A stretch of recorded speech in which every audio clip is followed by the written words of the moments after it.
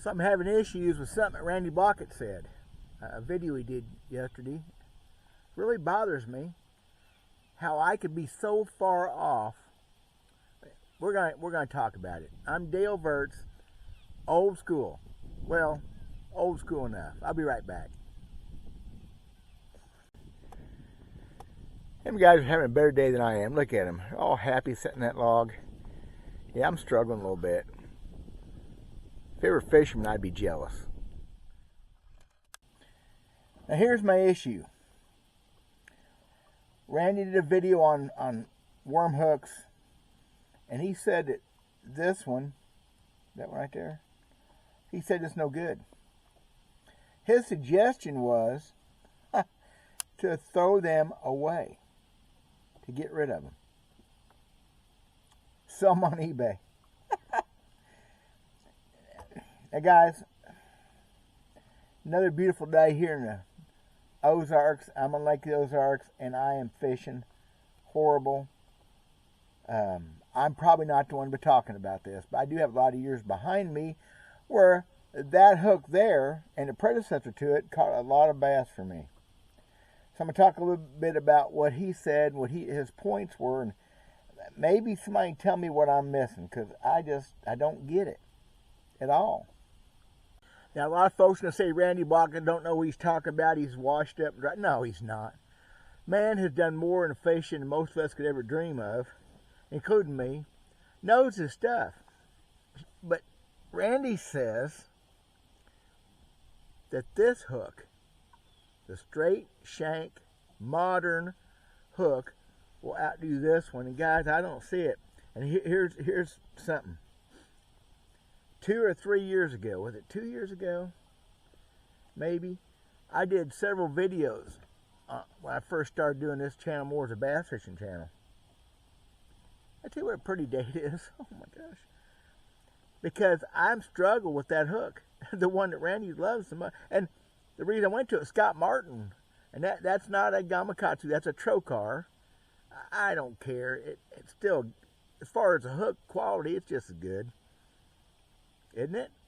Could it be that much different in Gamakatsu? Because what I did was, I'd watched Scott Martin brag about that hook, so I bought some. And it took me about a year to use them, maybe about 3 or 4 years ago.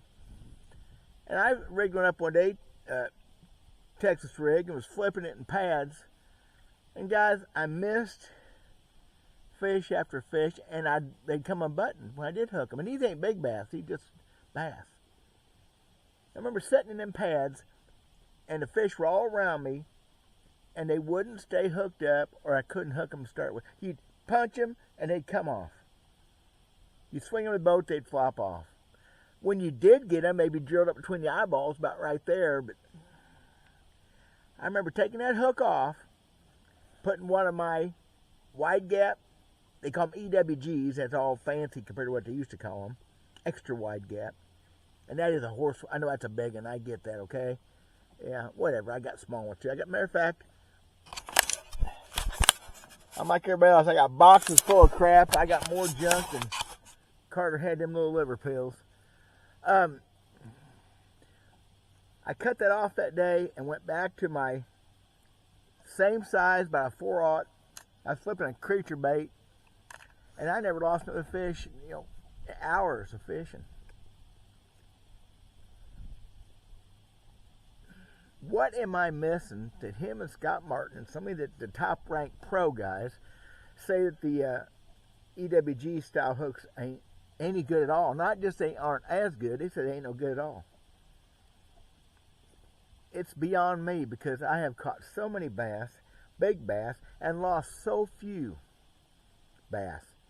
Generally, when I stick them, they're stuck. Now, I was thinking about this driving down this morning, because that's the way my brain works. I think about ignorant stuff. Over the years, especially the last 20-some years, even when I wasn't serious tournament fishing, but I was still fishing ponds. I fish a lot of braid. I do a lot of real flipping, not pitching. I'm flipping in heavy cover, pads, brush, boat dock over cables. I wonder if that has something to do with my not losing as many bass or not missing so many hookups. That trocar hook didn't like that braid today. It was 50-pound braid, I'm sure. Because Randy talks about when he's pitching and flipping, he uses almost exclusively fluorocarbon. Would that make any...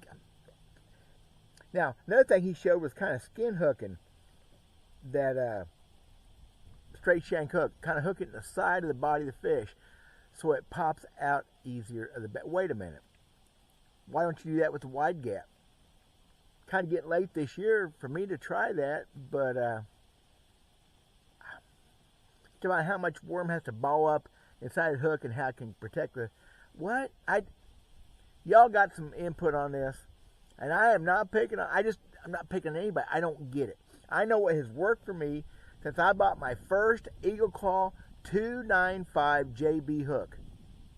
That was in the late 70s. I was learning how to fish a plastic worm.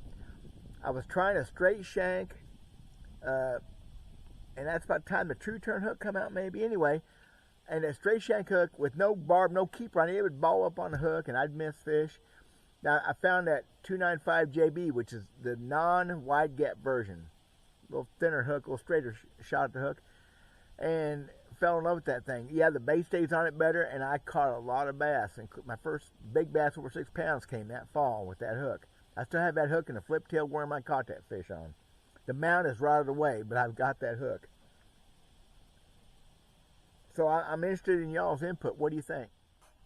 I got to do this part, y'all. Solar Bat. Love the Solar Bat sunglasses.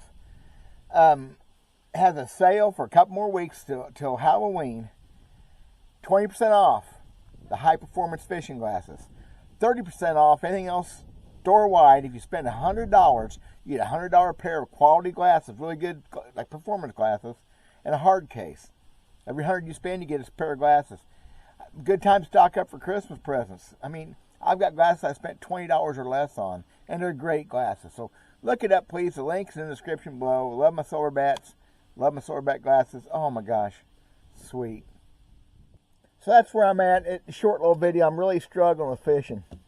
I'm going to fish another 30 to 40 minutes. It's Friday. If I'm fishing on a Friday, you know I'm struggling because there's too many crazy people already coming down to the lake here. I didn't ever think I'd struggle this bad at fishing. So I'm the wrong one to listen to for fishing advice. But I can say without a shadow of a doubt that I do better.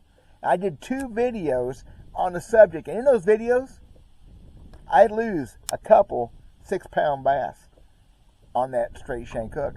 They just come unbuttoned. I lose several bass in the videos. I did 2 of them. Maybe I'll try to find them and put a link in the description. That was, my channel was called Hickbilly Bass Fishing then. What a worthless name. Kind of like it is now. Okay, thank you guys. I'm going to fish another 45 minutes now. I got one more thing I'm going to check, but I don't know. I'm struggling. God bless you guys. Hope you're not struggling. Hope you have a great weekend. We'll talk to you later.